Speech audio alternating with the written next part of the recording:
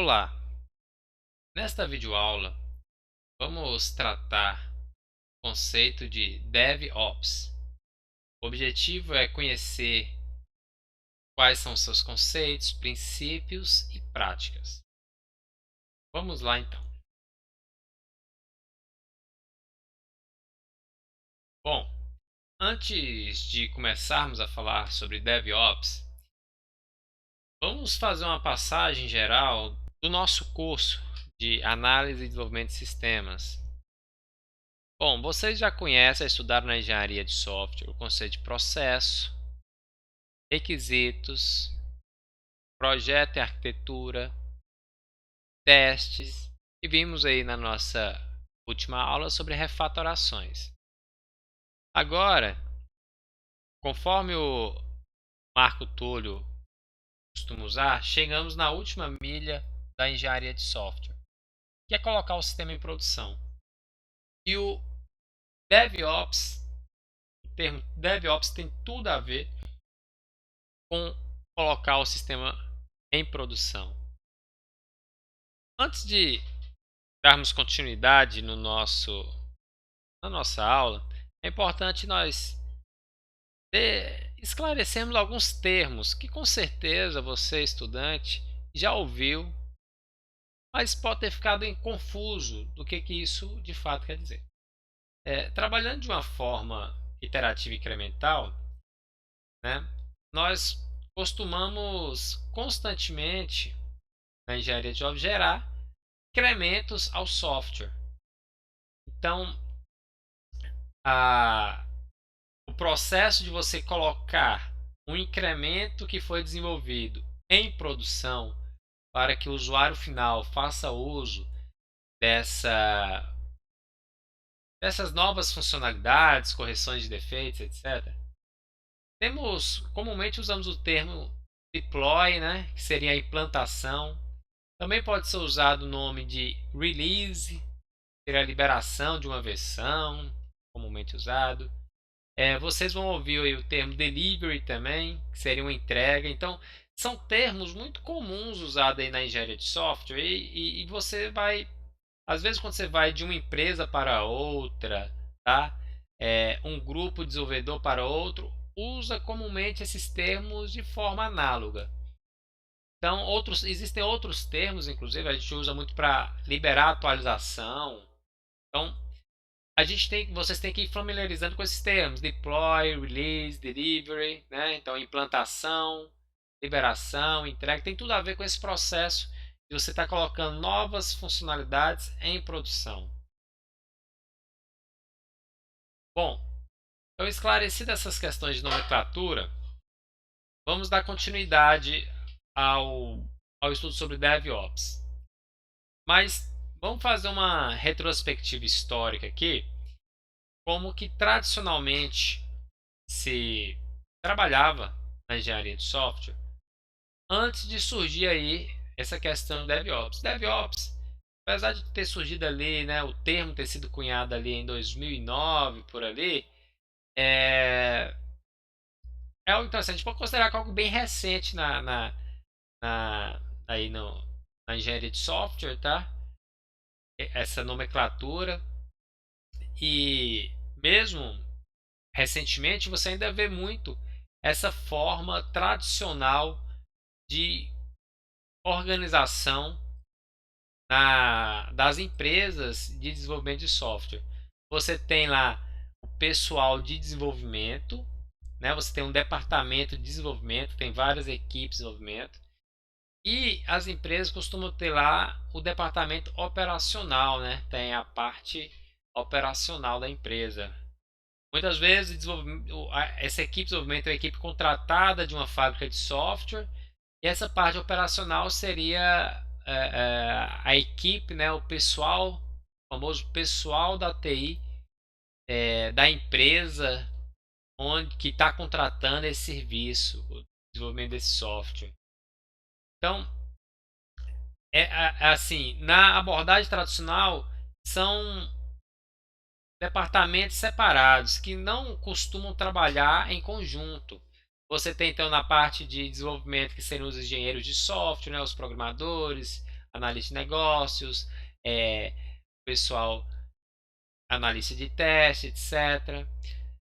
E na parte operacional, de operação, você costuma ter lá os administradores de sistema, pessoal que administra banco de dados, suporte, administra rede, tá? Então você tem esses dois perfis, né, na computação muito bem definidos lá: desenvolvimento e operação, tá?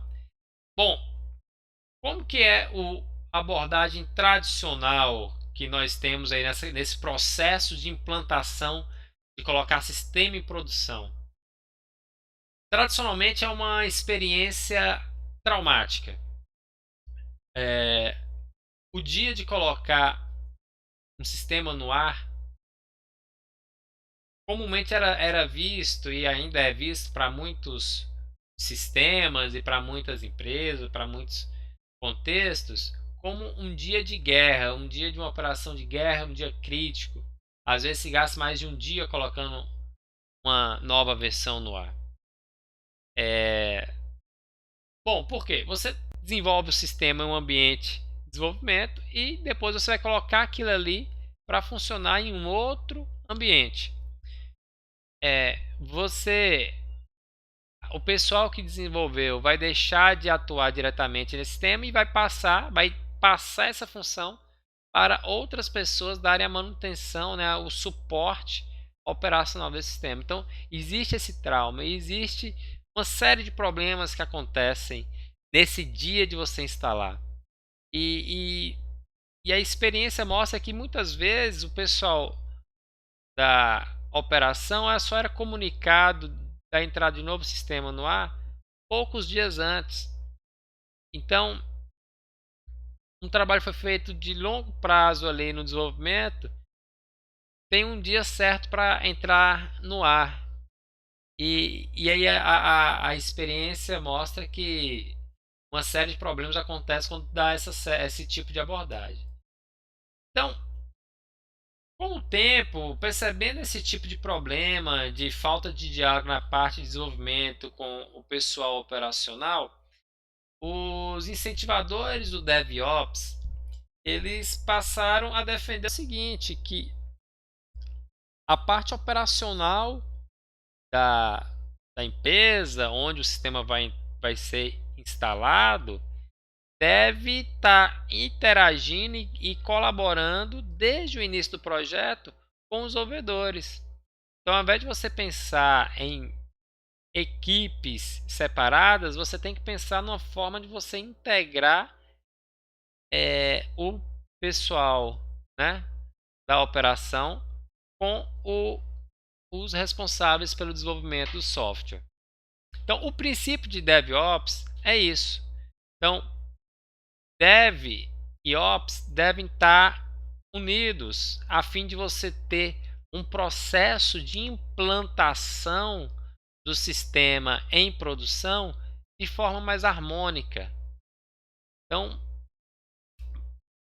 basicamente, o princípio do DevOps consiste nisso. Tá? Ao invés de você pensar que o sistema vai ser desenvolvido e só depois você vai se preocupar como que isso aí vai entrar em produção, entrar em operação, não é uma boa prática. E aí, vários engenheiros de softwares, profissionais da área, perceberam que a melhor maneira de você ter um processo de entregas de novas funcionalidades é você estar trabalhando em conjunto a parte operacional com o desenvolvimento. Então, o princípio é este, pessoal. Bom, então o objetivo é passar o bastão, né? O desenvolvimento passar o bastão para a parte operacional. Começar o quanto antes é a boa prática indicada e que tudo seja automatizado. Tá? Então, que não dependa, que não seja demandado uma grande intervenção manual para fazer isso. os processos de implantação demoravam muito por isso, tá?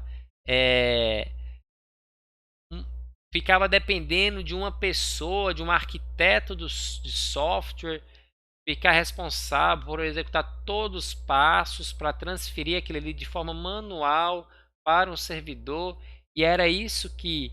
E aí a pessoa esquecia de fazer um procedimento, e aí nada funcionava, e aí começava a surgir problemas como esse. No meu computador funcionava, no ambiente de desenvolvimento funcionava, no ambiente de integração e de teste funcionava. Agora, em produção parou de funcionar. E aí muitas vezes dava algum problema que algum arquivo não foi transferido.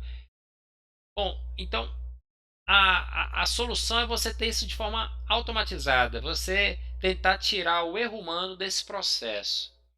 Então, o princípio é você estar trabalhando junto com essa parte operacional e tentar fazer todo o processo de implantação de forma automatizada. E também o objetivo é, como o Marco Túlio, que é a nossa referência do livro de Engenharia de Software Moderna, ele mostra esse exemplo clássico que o pessoal do bem vai falar, o problema não é meu código, mas o servidor. E o pessoal operacional vai falar, o problema não é meu servidor, mas o seu código. E muitas vezes surge essa questão também do desempenho, né?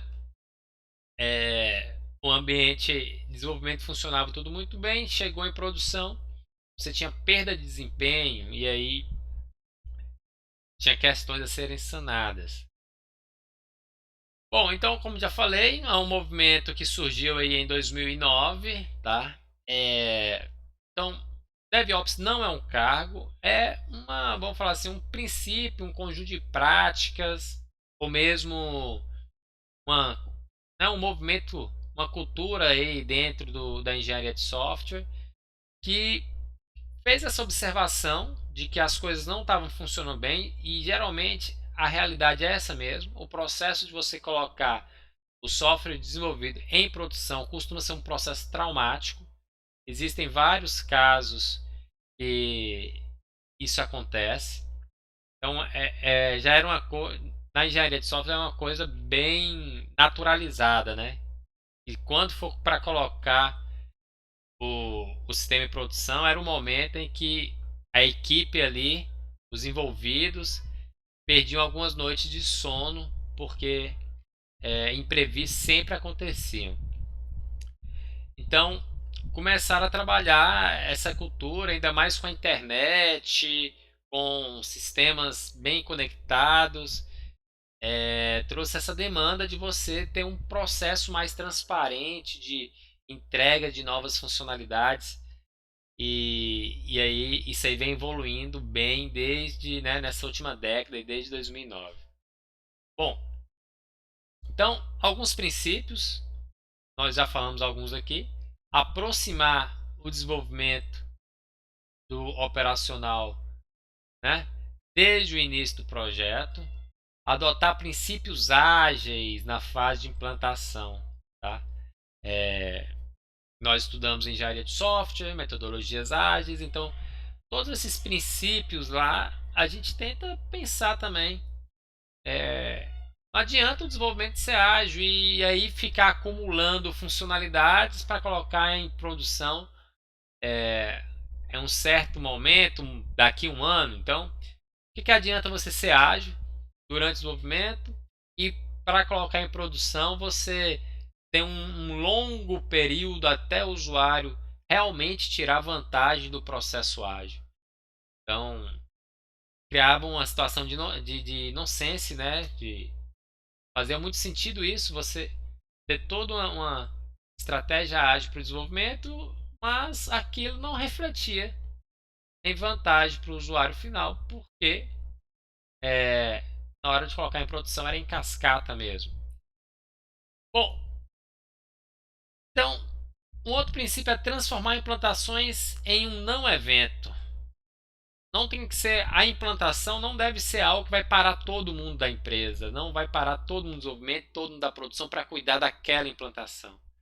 E no modo tradicional isso era visto dessa forma, como falei, uma verdadeira operação de guerra, né?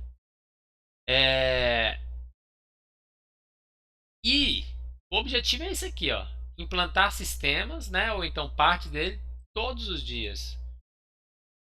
É, nós vamos ver aqui, nesta aula, como isso é possível. A ideia é que a cada nova funcionalidade que um engenheiro de software concluir, aquilo fosse automaticamente para a produção. É possível? Parece estranho. Nós vamos ver aí alguns exemplos e como que isso é possível. Tá? E como já foi falado, automatização do processo de implantação. Tem que ser algo automático, não depender da intervenção humana para colocar, porque a gente não quer que seja um evento a implantação. Tem que ser algo automatizado. E aí tem esse livro, pessoal, que são as principais referências aí de DevOps. Eu acho que essa frase aqui ela vai sintetizar qual que é a ideia, né? Sintetiza bem o movimento DevOps. Em vez de iniciar as implantações à meia-noite de sexta-feira e passar o fim de semana trabalhando para concluí-las, as implantações ocorrem qualquer dia útil, quando todos estão na empresa e sem que os clientes percebam. Então, o objetivo da DevOps é você chegar a esse ponto. O sistema entrou no ar, ninguém percebeu e tudo continua funcionando normalmente. Já podemos antecipar, todo mundo que deve usar um Facebook, um Instagram, o sistema ele passa a adquirir novos recursos, né? Ele passa a ter novas funcionalidades, corrigir defeitos e nós nem percebemos que ele foi atualizado. Então isso aí está de certa forma incorporando aí o DevOps. E na prática assim, para muitas empresas ainda hoje, né, para muitos projetos, essa é a questão de você implantar o sistema sexta-feira à noite. E aí, o pessoal tem um final de semana de muito trabalho para deixar tudo funcionando bem. Era uma realidade muito comum, tá? E ainda hoje nós deparamos com isso, ok? Bom, mas o DevOps é a estratégia que, de forma eficaz, né, para a maioria dos sistemas. A gente vai ver que existem tipos de sistemas que não vão funcionar bem com DevOps. Não com DevOps, mas com DevOps de forma integral, né, com todas as suas práticas, como ver aqui no próximo slide. Mas o DevOps ele vem trazer isso. Então, o DevOps ele sintetiza 3 práticas que são essas: controle de versões, integração contínua e deployment contínuo. Tá? Então, vamos ver cada uma dessas práticas e eu espero que ao final vocês tenham bem compreendido o procedimento, como é que seria o funcionamento do DevOps. Bom, controle de versões, pessoal, na engenharia de software, isso aí é um componente da gestão de configuração de software. Tá? Então, o controle de versões tem essa sigla que é muito utilizada para falar do controle de versões, seria, né, Version Control System, né? Nós temos então os sistemas de controle de versão, né? Então, hoje em dia, né, e há muito tempo, é impensável você imaginar o desenvolvimento de um software sem uma ferramenta de controle de versão. Ele vai te ajudar aí a controlar as linhas de base do sistema, tá?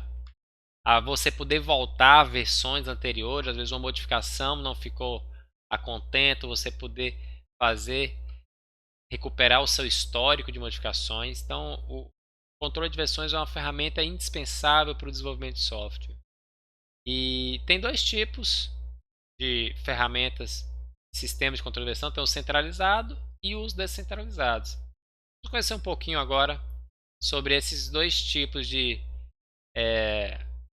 sistemas de controle de versão. Existem, né, 2 sistemas de controle de versão que utiliza essa estrutura centralizada, que é o CVS. E aí acabou que o CVS foi meio que substituído pelo SVN, tá? Foram muito populares esses sistemas de controle de versão. Hoje são menos populares, mas há 10 anos atrás eles eram muito populares. E eles funcionavam nessa arquitetura centralizada. Você tinha um servidor com um repositório central, e aí cada cliente, né, fazia suas modificações e aí fazia o commit para esse servidor, para atualizar o servidor. Quando precisava atualizar o seu ambiente, eles faziam um update. Tá? Então é uma estrutura centralizada. E aí, mais recentemente, passou a ser muito popular os... Mais recentemente, assim, questão de 10 anos atrás, já começou a ser bem popular. Uma arquitetura distribuída, tá? Descentralizada. E aí os exemplos clássicos que nós temos é o Git, né? Então acredito que todo mundo aqui já usou o Git para fazer o controle de versão. E o Mercurial e o BitKeeper também são outros sistemas de controle de versão distribuídos. E é muito interessante a história do Git, porque o Linux ele era desenvolvido e o controle de versão utilizado pelo menos era o BitKeeper. É um sistema pago, mas o pessoal do desenvolvimento de Linux tinha uma cota gratuita.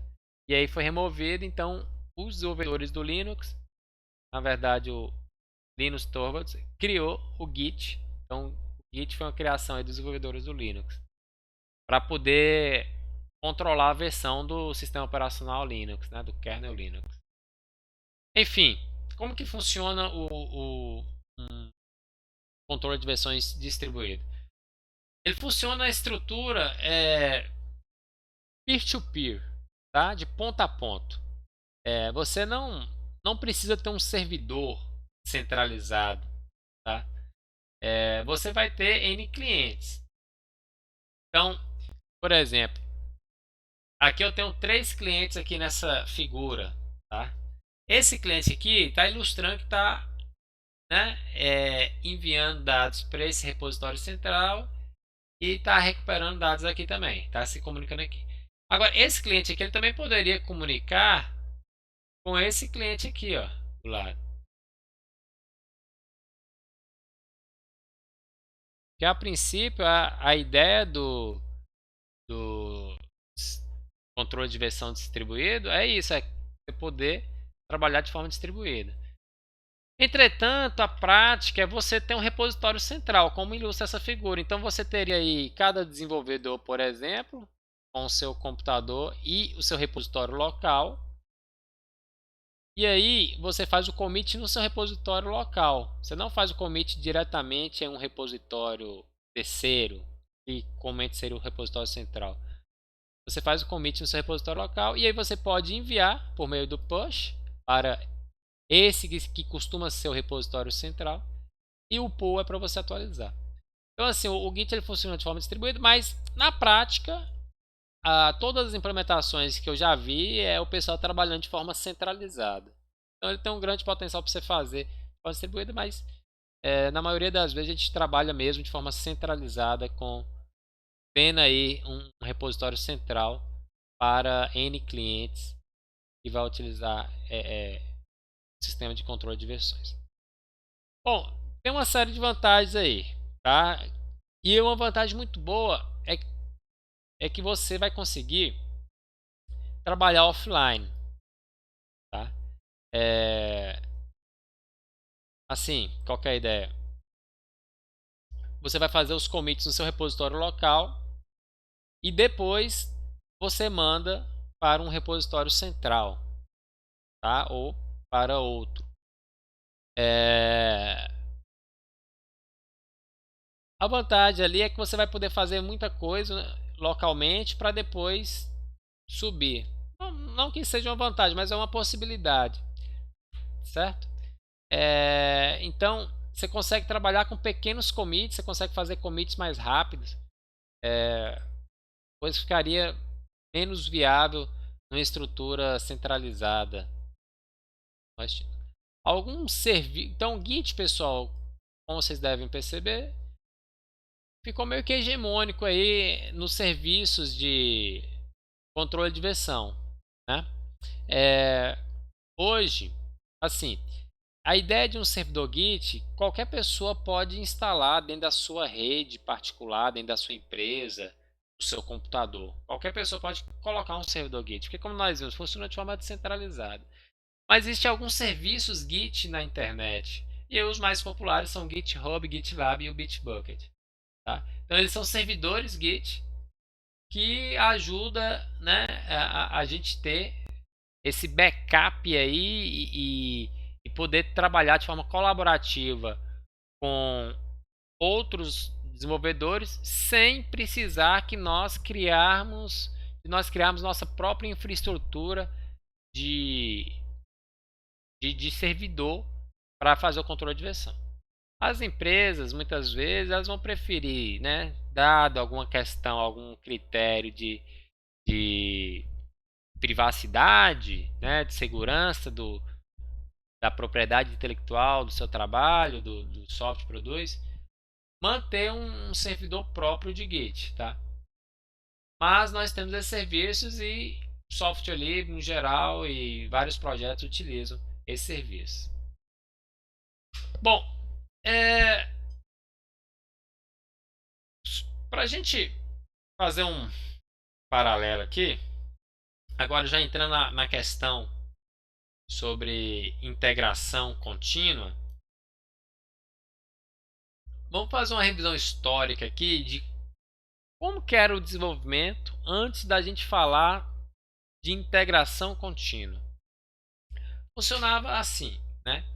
Você tinha uma equipe de desenvolvimento trabalhando ali numa linha de base, tá? E aí cada um pegava um caso de uso para fazer, passava ali uma semana ou até um mês. Nesse exemplo aqui, passava aí 40 dias fazendo aí, né? Cada um seu caso de uso.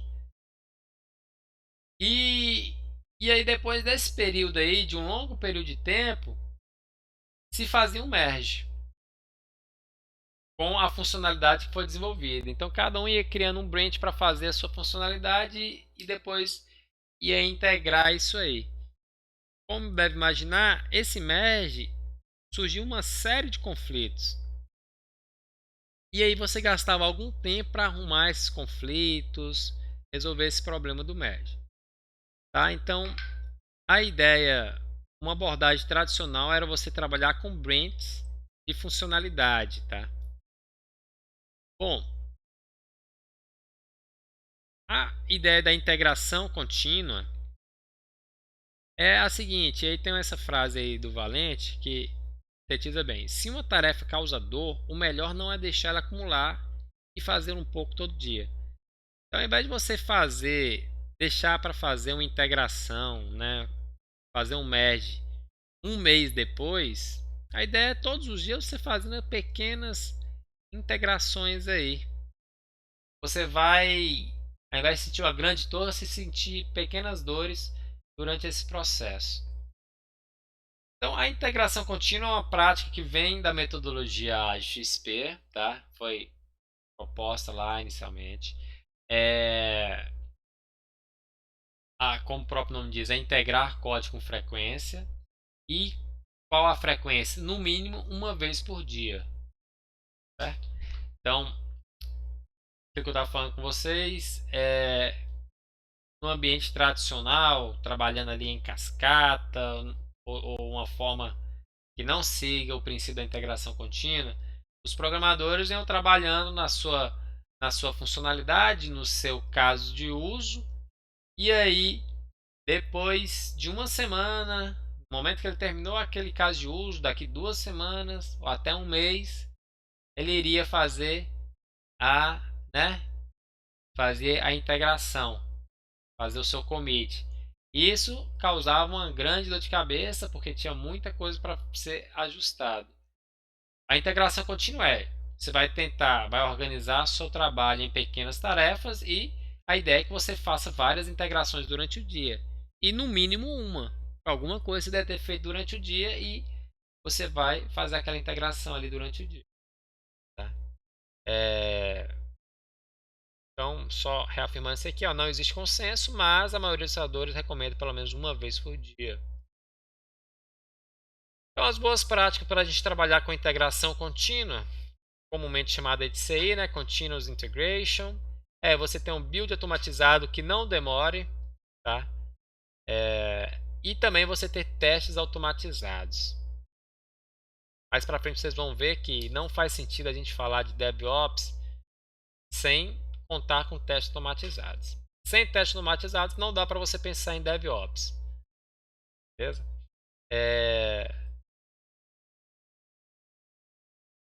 Como que funciona uma integração contínua? O desenvolvedor ele envia alguma coisa para o repositório central. Tá? Esse repositório central, ao receber uma nova atualização, ele vai notificar o que a gente vai chamar de um servidor de integração contínua.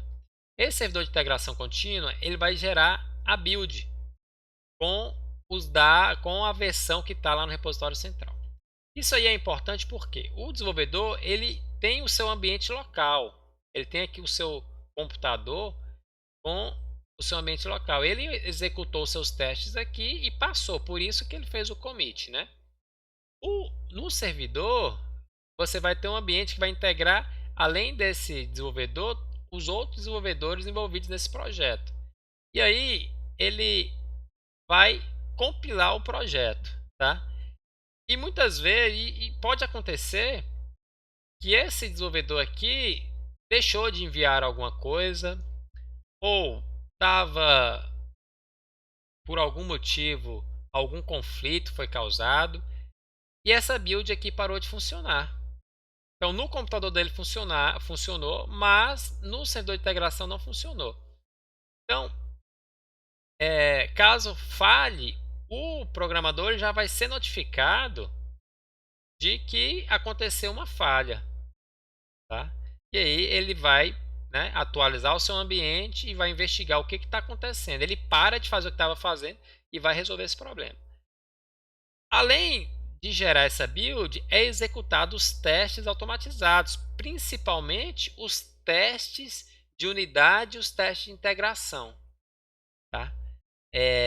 Bom, e aí, caso algum teste falha, o programador também é notificado, ó, falhou, resolve esse problema aí, não deixa a linha de base inconsistente. E aí ele vai trabalhar para resolver esse problema, para fazer os testes passarem. Então alguma coisa aconteceu que o teste no ambiente de desenvolvimento dele passou, mas no ambiente de integração falhou. Caso as coisas aconteçam com sucesso, a build vai ser gerada, os testes serão executados e o programador ele recebe uma mensagem de sucesso informando que está tudo ok, né? Pode ficar tranquilo, a sua integração foi realizada com sucesso. Então, esse é o funcionamento da integração contínua e a ideia é que isso seja uma rotina, né? O programador pegar pequenas tarefas, enviar e já receber um feedback se tudo continua funcionando bem no ambiente de integração. E tem vários servidores que fazem isso aí. Tá aí alguns para vocês poderem consultar, tá? Que já otimizam todo esse processo. Então, são serviços disponíveis para fazer isso. Você pode implantar na sua própria infraestrutura ou você já tem soluções que já disponibilizam na internet, né? Serviço online. E assim, esse processo da integração contínua ela é chamada também de desenvolvimento baseado no trunk, que a sigla em inglês ficaria TBD, tá? Então, a ideia é não ficar usando branches, certo? Então, muitas empresas utilizam aí a prática de você ter vários branches para diferentes situações. O DevOps fala, ó, branch só vai ficar te dando dor de cabeça. Você tem que fazer esses merges, resolver esses conflitos. Tá?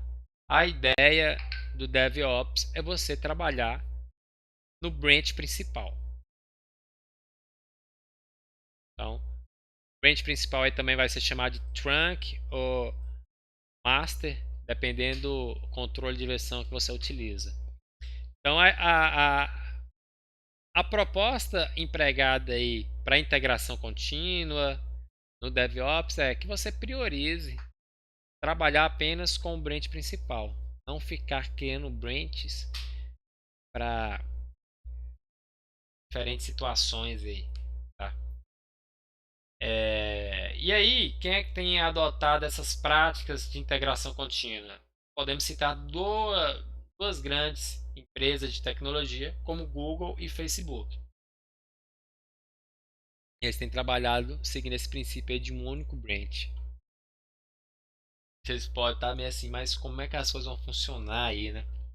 Bom, nós vamos conversar mais sobre isso até o final dessa aula. E agora, pode vir assim a seguinte pergunta, mas eu posso usar integração contínua sempre? Ou tem situação que não faz sentido usar integração contínua? Bom, acredito que você mesmo deve ter pensado, mas num sistema desse tipo, será que vai funcionar bem? Primeiro, a gente falou de integração de no mínimo uma vez por dia. Dependendo do sistema, pode ser que você não consiga fazer integração uma vez por dia, mas você tem que ter um critério de qual tempo máximo você vai estar atualizando ali. Então, pode ser pensado. E muitas vezes o contexto do sistema, se é um sistema de segurança crítica, alguma situação que te impede você estar sempre atualizando ali a sua linha de base, pode ser que não seja interessante utilizar a integração contínua. E um exemplo aí bem clássico, onde é difícil você colocar em prática a integração contínua, vai ser em projetos de código livre. Como ele é aberto para muita gente colaborar, você não tem uma equipe restrita ali de desenvolvedores, tá? Então, ficaria difícil você ter essa coordenação de você estar trabalhando de forma com integrações contínuas. O mais funcional e o que é mais comum em projetos de código livre é você ter de fato ali os branches, os forks e depois fazer uma integração após uma funcionalidade estar implementada.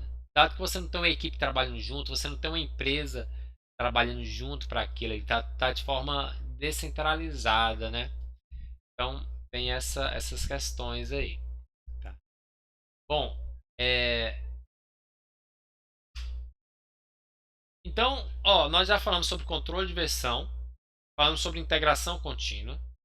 Agora vamos para uma última parte, que é o deployment contínuo, que é a implantação no ambiente de produção de forma contínua.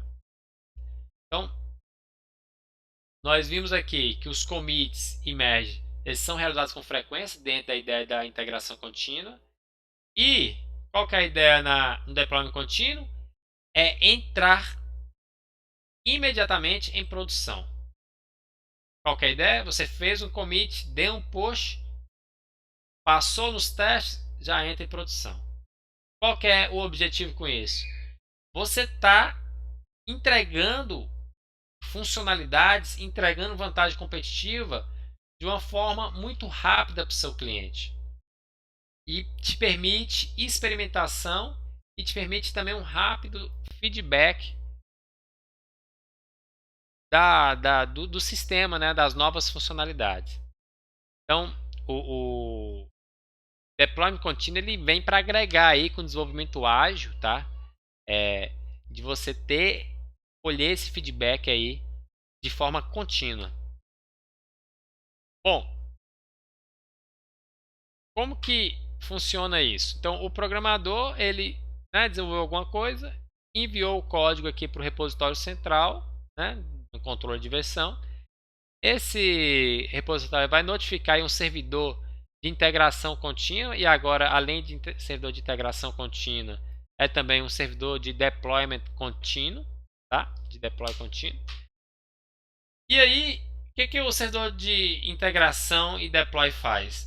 Ele vai gerar a build, né? Vai compilar, vai executar os testes.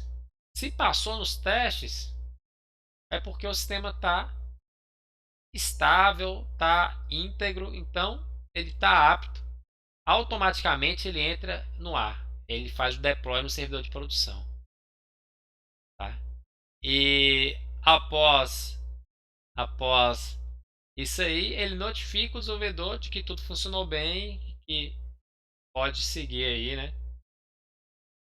Bom, então é isso, pessoal. O funcionamento do deployment contínuo. O programador resolveu algo ali, passando os testes e de tudo funcionando de forma automatizada, os testes, a build, o deploy, tudo de forma automatizada, tá? Então essa notificação aqui ela é feita de forma automatizada. O sistema já entra no ar. E aí algumas pessoas podem falar assim, professor, então isso aí é tipo testar em produção, né? O famoso testar em produção, que é péssimo, né? É uma prática que ninguém recomenda. Não é testar em produção. Não dá para se trabalhar em integração contínua, deployment contínuo principalmente, né? Sem você pensar em testes automatizados. Então você tem que estar com os testes aqui rodando e só vai para o ar se o sistema passar todos os testes. Se um teste falhar, o sistema, a release, né, não vai para o ar. Então o teste é feito aqui de forma automatizada. Bom, então a gente consegue resumir um pouco a história da engenharia de software como um processo de você encurtar ciclos. Então, quando nós falamos lá de processo em cascata, o desenvolvimento levava aí meses ou anos e somente depois de meses e anos que ele entrava no ar. Quando a gente começa a trabalhar de forma ágil, a gente encurta o desenvolvimento para semanas e a entrada em produção leva ali alguns meses, né, para isso aí começar a entrar em produção. E agora, quando a gente fala em desenvolvimento ágil com deployment contínuo, né, ou desenvolvimento ágil com DevOps, a gente está pensando em um desenvolvimento que vai levar aí semanas e vai entrar em produção imediatamente. Tá? Então, essa é a realidade que nós estamos partindo, estamos trabalhando hoje. Entretanto, né, nem tudo, né, é recomendável você trabalhar com deploy contínuo. Tá? Então, assim, deploy contínuo, tudo que isso que a gente viu até agora, funciona perfeitamente e muito bem com sistemas web. Né? Sistemas web, a implantação é transparente, é aquilo que eu falei, você usa o seu Gmail, o seu Facebook, o seu Instagram, de forma transparente, você não toma conhecimento se o servidor foi atualizado ou não faz diferença para você. Então, sistemas web vai funcionar da melhor maneira possível um DevOps com deploy contínuo. Agora, sistemas desktop, aplicativos móveis, sistemas embarcados, o deploy contínuo não é recomendado.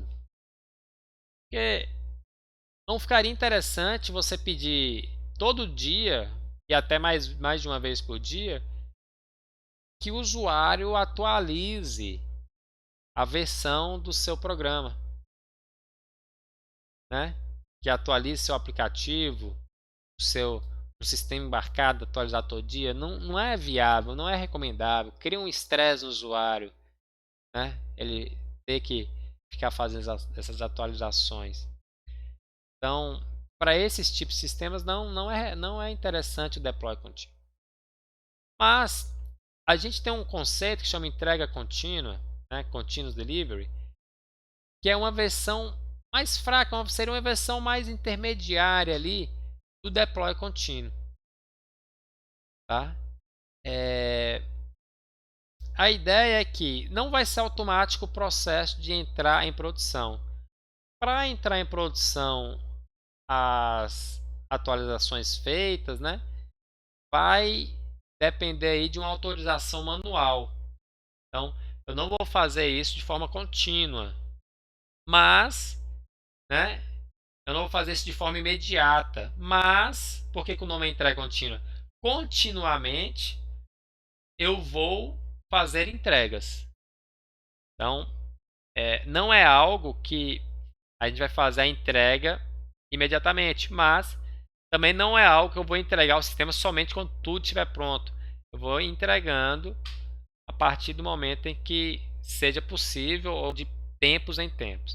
E aí nós já temos alguns exemplos aí de entregas contínuas. Tá? A gente pode citar aí o Ubuntu, o sistema operacional Ubuntu. Ele todo ano ele libera uma versão em abril e outra em outubro. Então é um exemplo de entrega contínua. Continuamente ele está entregando uma nova versão. O Google Chrome também libera versões de 6 em 6 meses. Tá? A IDE Eclipse ela entregava uma versão por ano. Agora trabalhando com entregas contínuas, ele está entregando novas versões a cada 13 semanas. O aplicativo do Facebook para o Android antes liberava versões a cada 8 semanas.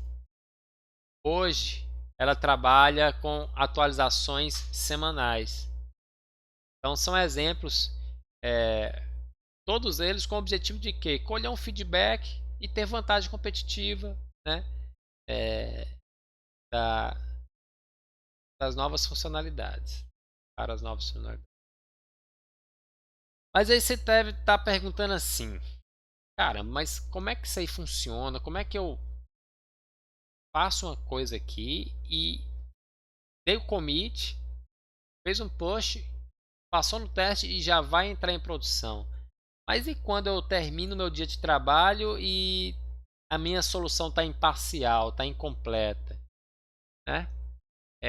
Eu não terminei tudo que eu tinha para aquilo fazer sentido. Então essa pergunta é a que nós vamos fazer quando nós deparamos com essa estratégia, né, de deploy contínuo ou mesmo entrega contínua, né? Como é que a gente vai evitar que as implementações parciais cheguem até usuários finais? A gente não quer que aquilo ali que está incompleto chegue até o usuário final. Então, o que é usado é o famoso Feature Flags, também conhecido aí como Feature Toggles, tá? É você ter uma flag, né? If, um else da vida, e você vai controlar esse fluxo se uma nova funcionalidade vai ser exibida ou não.